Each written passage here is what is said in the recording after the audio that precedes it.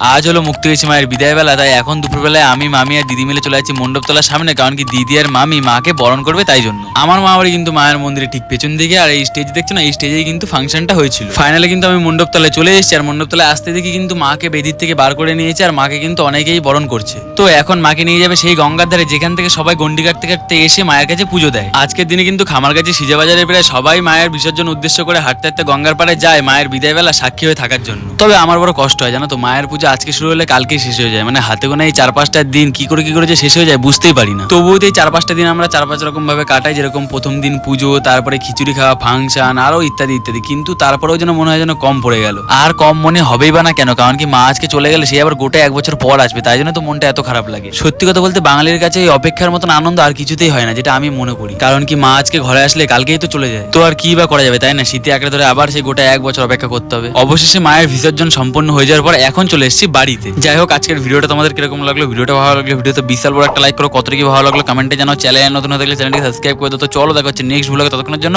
By.